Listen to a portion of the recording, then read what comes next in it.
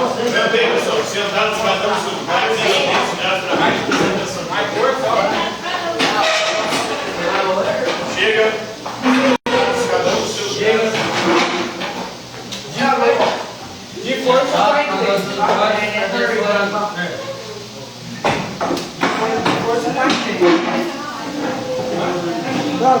Sentados cada um no seu lugar.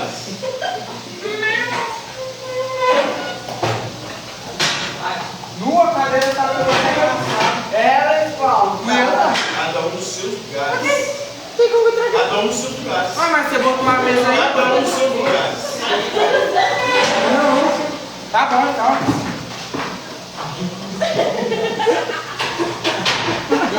Cada um nos seus lugares. Faz de graça.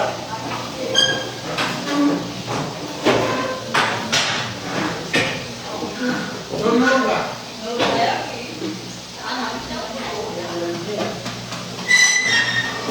Você peita aqui.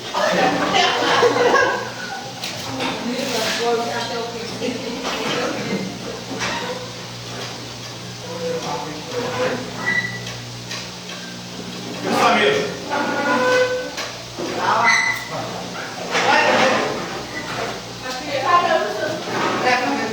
Ué, mas tá no lugar. Cadê a sua? Tá ali que essa sacola é essa aqui? Tá onde? Eu tô jogando alto, ó. Eu tô aqui, ó. Minha vez tá aqui, ó. Ó, tá aqui, ó. Aqui, ó.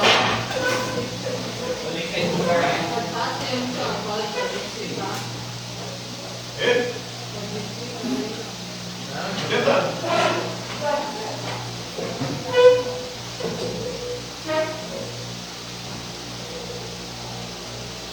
Então, por que você faz?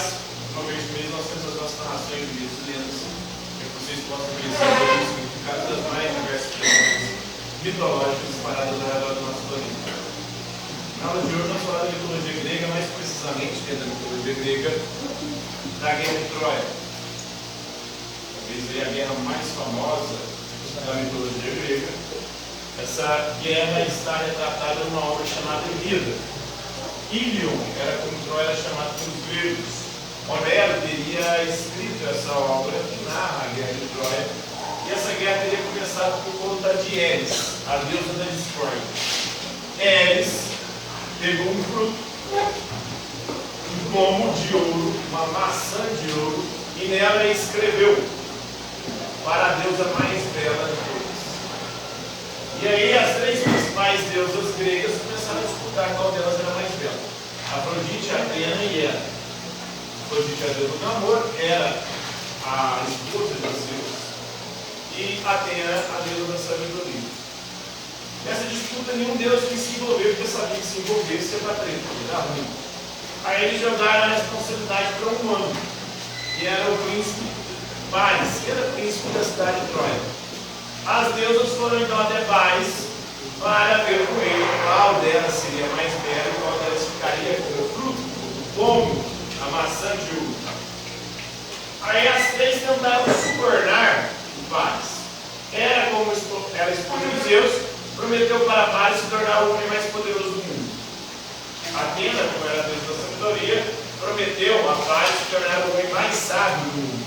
E Afrodite, como era a deusa do amor, prometeu a Paris o amor da mulher mais bela do mundo. E o Paris aceitou o suborno da Afrodite. Escolheu o amor da mulher mais bela do mundo. Só que tinha um problema, a mulher mais bela do mundo já era casada. Era Helena, esposa de Menelau. E aí, ele teve que raptá-la para poder ficar com ela. Mas esse rapto foi o que gerou a guerra de Troia, porque Menelau, seu esposo, chamou seu irmão Agamenon, eram dois reis gregos, e eles juntaram seus exércitos e foram até Troia para buscar Helena. Essa guerra durou 10 anos, uma guerra bem longa. Troia é uma fortaleza praticamente impenetrável, os gregos não conseguiram penetrá-la, e as batalhas deram ali, ora um lado vencendo, ora o outro lado vencendo, e os deuses ali atuando uns ao lado dos troianos e outros ao lado dos gregos. Ao lado de Troia ficou Afrodite, que deu o amor da Helena para o Paris, e o Poseidon, o deus dos mares. Do lado dos gregos ficaram Apolo, Hera e Atena, que eram as duas deusas que tinham perdido o posto de mais bela de todas as deusas. Era tudo proibido ali, mais ou menos como a Bíblia, a maçã bíblica, né? Então, vários guerreiros famosos, vários semideuses, heróis lendários gregos lutaram, como o próprio Aquiles, como o Ajax, como o Odisseu, como o Ulisses. O Aquiles foi para a guerra, era considerado o mais veloz, o mais forte, o mais habilidoso de todos os semideuses ou heróis gregos. E quando ele estava lutando na guerra, os gregos venciam. Mas só que ele teve uma treta.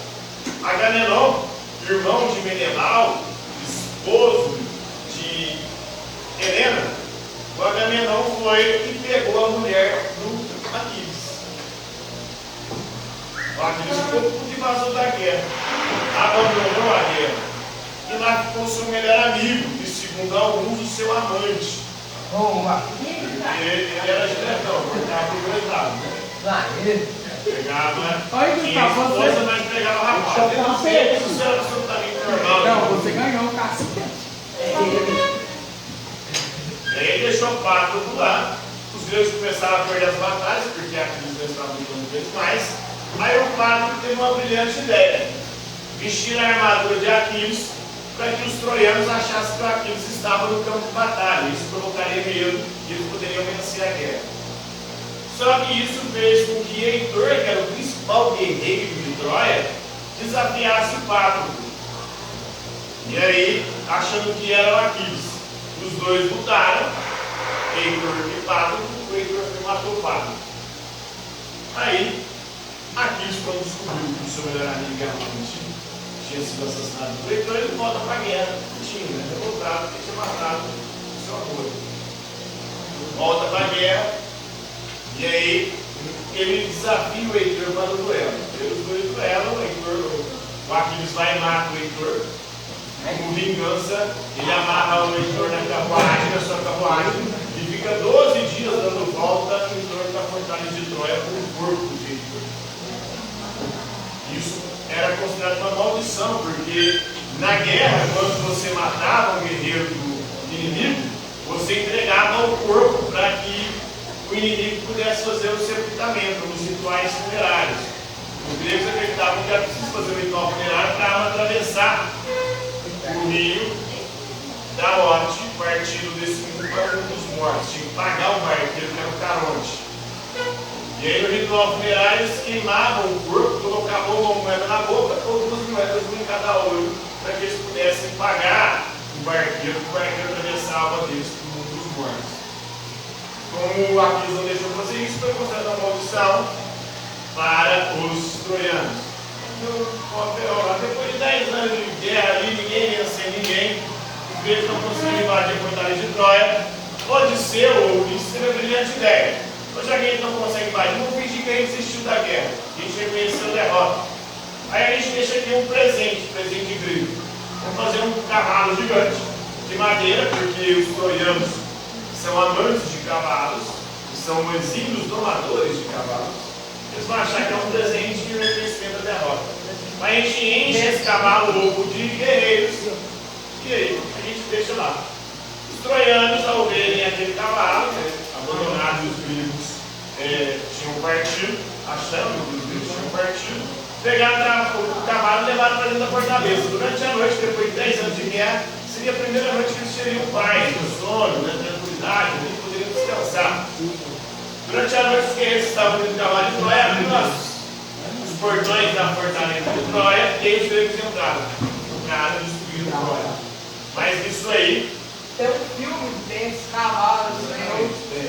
Que um pai largou lá. O Aquiles, ele era um semideus. Quando ele nasceu, a mãe dele banhou ele nas águas da imortalidade.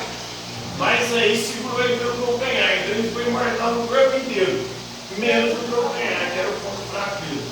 E E aí, quando os gregos invadem Troia, então dá para fechar com o calcanhar e morre. Então, um pouco da guerra de Troia, as 3 helenas de Troia, os heróis, aquele socorro do quarto, com a Gabriela voltando com Cassandra. Cassandra que era uma vidente, que havia previsto a guerra de Troia. Quem perguntou para que eles morreu, né? Menelau perseguiu Helena, querendo ela de volta. O Ajax, depois da guerra, teve o suicídio. Odisseu ficou 20 anos tentando voltar para casa. Hera e Palas apenas fizeram que então trovejasse só para honrarem alguém poderoso da rica Micenas, que era o Agamenon. Então ela partiu da cidade de Micenas. O Agamenon era o irmão